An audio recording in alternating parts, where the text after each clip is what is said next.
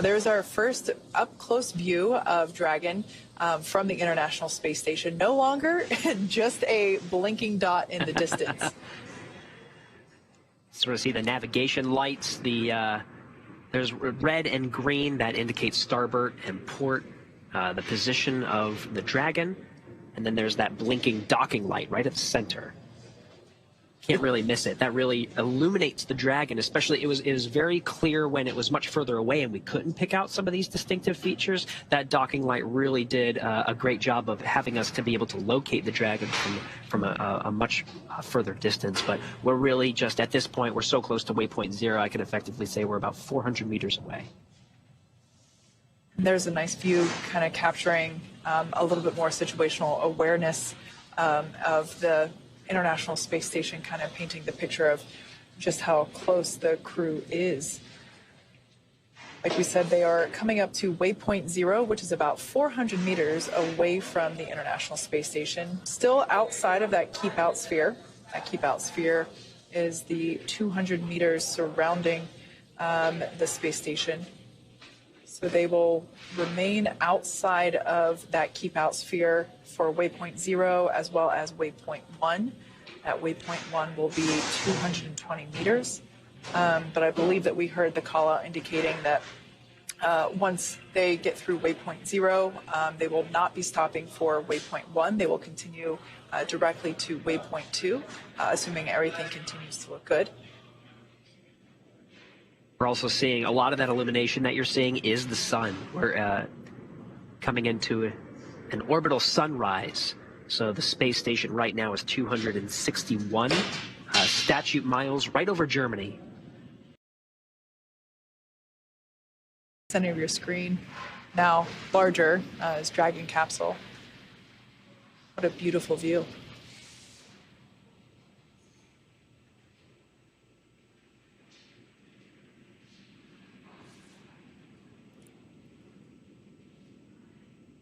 Again, the console position in the International Space Station Flight Control Room is Cronus, who has complete control over the cameras, adjusting zoom, position, as well as exposure.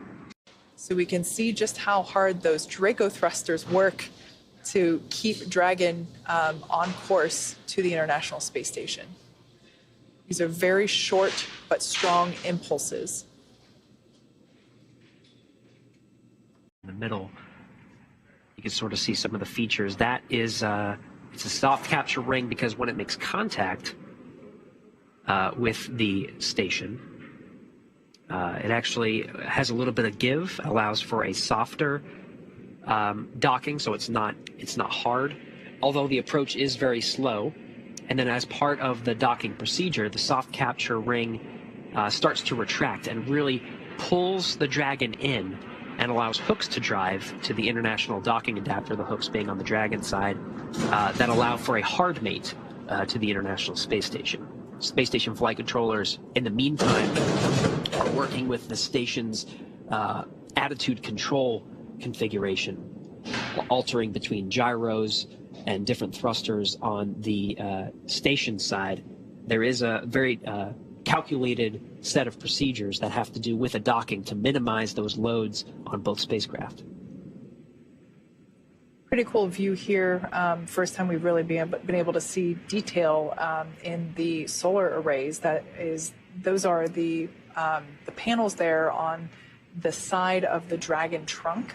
So that is what basically allows Dragon to help power itself while it is on orbit and while it's making its way to and from the International Space Station. Station Houston on the Big Loop for procedure review. Is complete with our review of steps 5 and 6, and we are ready for docking. Okay, Houston copies all, and at waypoint 2, Dragon will briefly pause.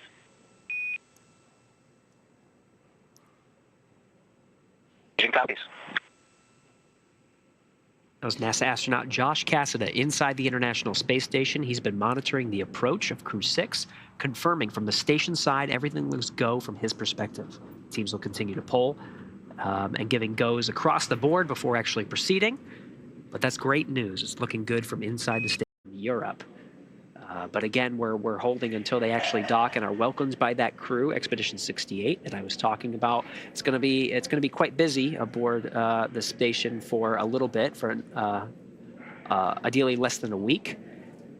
Here's Expedition 68 right now, a multinational crew. They're all aboard the International Space Station.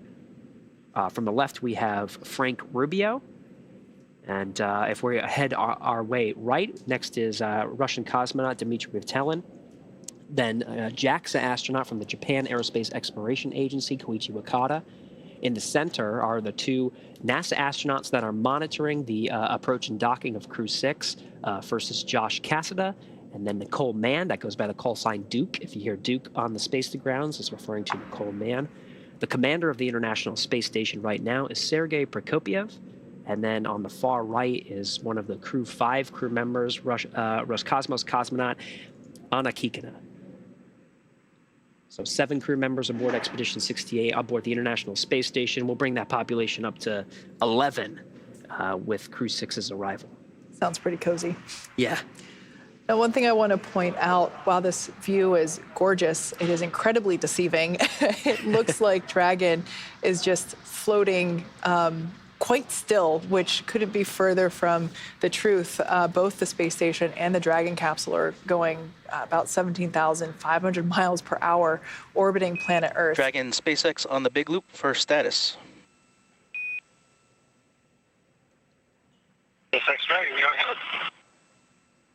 We have approximately 94 minutes of hold time at waypoint 2, limited by prop. Software testing is continuing, and teams are working to get this right, not just fast. We'll come back with more updates. SpaceX Dragon, we're standing by.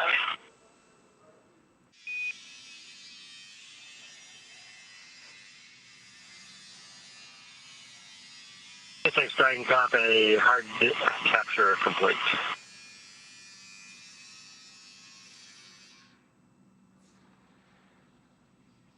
Beautiful view there from the cameras on board the International Space Station. That is the Crew 6 capsule, as it has just completed the hard capture. Docking sequence not quite yet complete, but hard capture is complete. That is the zenith port of the ISS. That's a great indication of the hooks, too. All 12 hooks are engaged in place, looking good. Next series of steps, that soft capture ring that was used in the first leg of the docking sequence is going to retract. There's also an umbilical that is deployed from the Dragon and connects the Dragon to the International Space Station. Dragon at this point has been relying on its batteries and the solar arrays that you can see. That black portion of the unpressurized trunk, that from this view is sort of at the top of where the Dragon is. It's been relying on battery power, but once it's hooked up, it'll draw some power from the International Space Station, which of course has solar arrays to provide plenty of power through once they configure the Dragon for the quiescent stage, where it will remain for approximately 6 months while the Crew 6 astronauts become expedition members and conduct science, maintenance, and upgrades for the next 6 months in 2023.